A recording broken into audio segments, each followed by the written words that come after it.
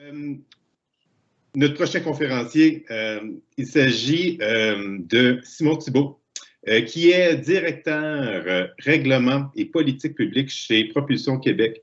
Son mandat inclut la mise en relation entre les industries, les gouvernements, les institutions, afin de soutenir et faciliter le développement de la filière des transports électriques et intelligents au Québec, incluant, entre autres, la coordination avec les agences gouvernementales et les industries impliquées dans la filière des batteries, le fameux plan batterie. Simon va nous parler, la thématique qu'il va aborder, c'est la création de pôles de distribution électrifiés des marchandises, une proposition structurante et durable. Simon, à toi la parole. Merci Benoît. Merci aussi à tout le monde pour en fait d'être présent. Merci à vous tous et vous toutes. Et merci à aux organisateurs, l'équipe de Martin, au regroupement national. Je pense que c'est un très bel événement, une très belle programmation sur plusieurs journées. On peut débuter avec la présentation, en fait, qui, comme le disait Benoît, porte sur la création de pôles de distribution électrifiés. Et puis pourquoi, en fait, aujourd'hui, je voulais vous parler de ça. On avait une panoplie de sujets. Benoît l'a dit, la filière des batteries, l'électrification. Denis, Philippe l'ont bien présenté aussi. On est vraiment en plein cœur d'une transition énergétique, d'une part, mais en fait aussi qui va au-delà de ça, qui est structurelle à notre économie, à notre société. Puis je voulais choisir un exemple dans le cadre duquel, en fait, un exemple pour lequel l'électrification va au-delà de la simple électrification. Parce qu'en mon sens, ne souhaiter que électrifier, c'est un peu réducteur. Je pense qu'on doit aller au-delà de ça. Et l'exemple de la distribution électrifiée des marchandises, c'en est un. Il y a beaucoup de bénéfices marginaux, appelons ça comme ça, ou de retombées socio-économiques associées à cet effort-là, ou tout le moins à cette volonté d'électrifier la distribution des marchandises. Alors, c'est ce dont je voulais vous parler aujourd'hui et puis j'espère vous en convaincre. Donc, sur la prochaine diapositive, peut-être tout d'abord nous présenter ce que nous sommes, Propulsion Québec. En fait, Propulsion Québec a été créée en 2017. C'est une grappe industrielle, tout comme Ecotech. En fait, Denis présentait Ecotech, c'est la grappe industrielle des technologies vertes, des technologies propres. Nous sommes la grappe industrielle des transports électriques et intelligents, donc les véhicules électriques, les véhicules autonomes. Vous le voyez sur la diapositive avec les petits logos, les petits icônes qui sont dans le bas.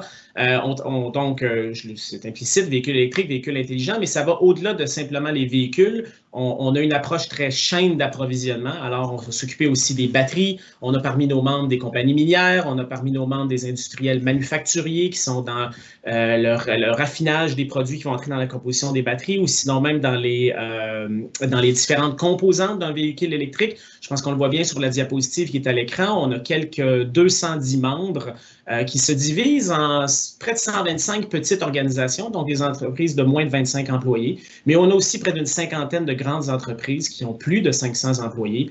On regroupe aussi des institutions, des gouvernements, des centres de recherche, des universités. Donc, bref, comme le disait Benoît dans l'introduction, le rôle de Propulsion Québec, c'est essentiellement d'être une plateforme collaborative, on pourrait le dire comme ça, de faire le maillage entre les institutions, les gouvernements, les académiques et l'industriel. Et l'objectif dans tout ça, essentiellement de positionner le Québec comme étant un leader mondial dans l'industrie des transports électriques et intelligents. On a entre autres pour vision que d'ici 2026, le Québec soit positionné non seulement comme un leader, comme je le disais, mais qu'en fait, on ait pu faire croître la part importante qu'occupent déjà les transports électriques et intelligents dans le PIB québécois et donc nécessairement aussi les emplois qui y sont associés. Sur la prochaine diapositive, on peut en faire entrer dans le cœur de notre sujet qui est la livraison écologique, appelons ça ainsi. Et ce n'est pas quelque chose qui est nouveau ou qui est disons, québécois.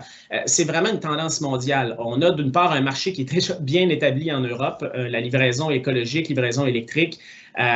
Et par livraison écologique, je pense qu'il ne faut pas se limiter qu'à l'électrification. C'est important. On le voit sur les différentes images sur la droite de la diapositive. Mais il y a aussi la livraison par vélo. C'est sûr qu'un vélo à assistance électrique ou un vélo cargo à assistance électrique, c'est toujours plus efficace.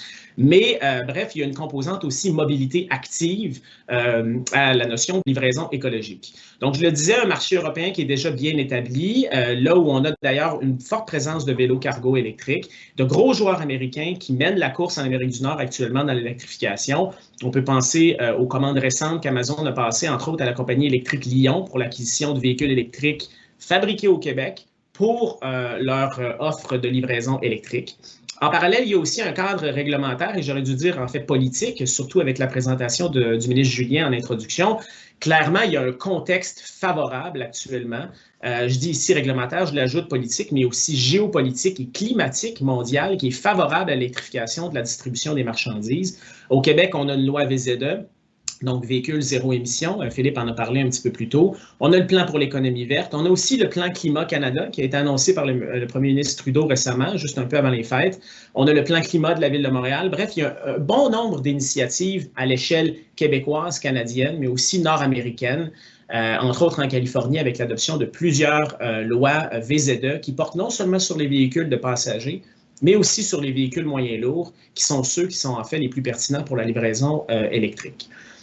Il y a un contexte sanitaire aussi, on ne se le cachera pas, je pense que tout le monde s'en rend compte, un peu particulier actuellement, qui stimule l'achat en ligne de biens et marchandises et donc nécessairement stimule aussi la livraison.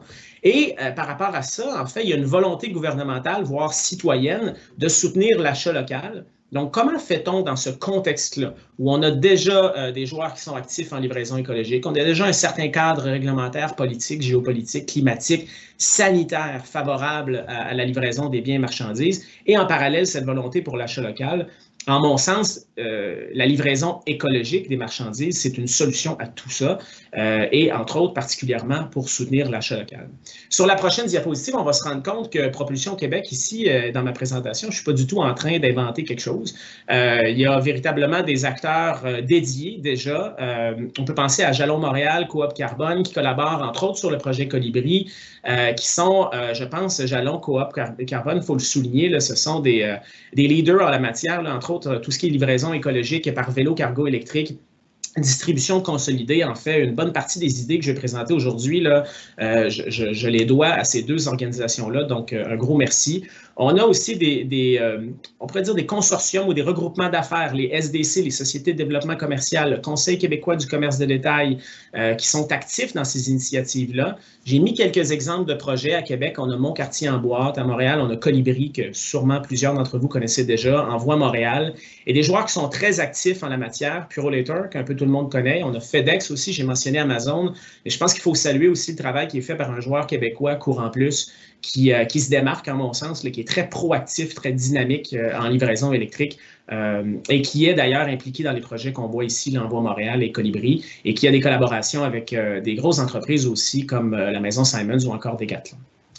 Sur la prochaine diapositive, donc, quel est un peu, et puis si vous me pardonnez l'expression, le business case de l'électrification de la distribution des marchandises, ou à tout le moins sa justification? Mais je pense que d'entrée de jeu, ce qui est important, c'est cette volonté de tirer profit de la volonté des marchands, nos commerçants, de vouloir introduire la distribution électrifiée à leur offre pour les biens qui sont achetés en ligne.